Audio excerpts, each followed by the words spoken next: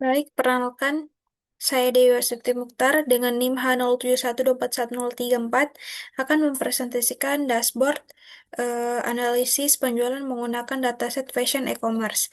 Nah, di sini dimulai dari periode Januari 2019 hingga Mei 2023 dengan total 181,235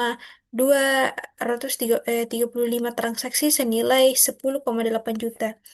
Nah, di sini, di bagian atas, ada beberapa tabel di mana terdapat 4 KPI utama, yaitu total revenue, total transaksi, negara aktif, dan total brand.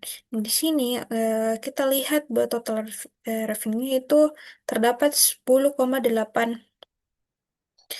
juta dengan growth 32,1%.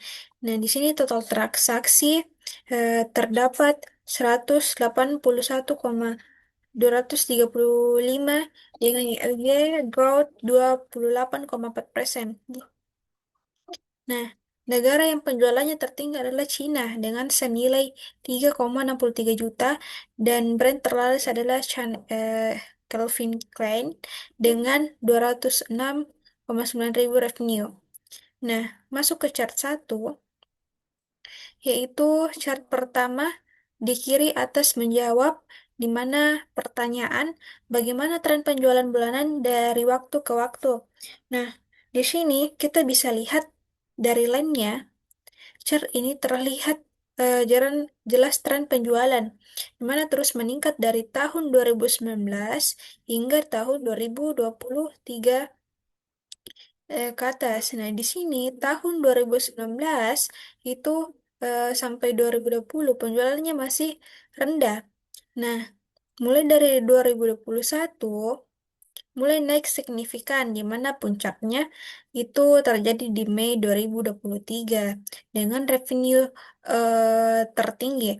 Di mana ini menunjukkan bisnis fashion e-commerce ini terus berkembang pesat setiap tahunnya. Masuk ke chart 2 yaitu distribusi brand, di mana dia menjawab pertanyaan bagaimana distribusi penjualan berdasarkan kategori produk brand. Nah, dari trade map ini, kotak yang berwarna ini eh, kita lihat bisa ada kotak besar, di mana berarti revenue lebih tinggi, terlihat Calvin Klein dan DSL. Ini mendominasi dengan kotak terbesar, diikuti Tru-Legion, 74 Almikin dengan Carhartt. Nah, di mana ini brand-brand adalah pemain utama yang paling berkontribusi terhadap total revenue. Seperti ini.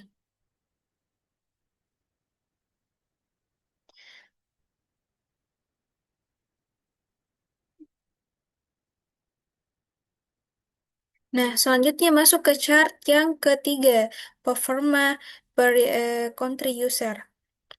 Di sini, chart ketiga, kiri bawah, dia menjawab pertanyaan bagaimana performa penjualan per country user.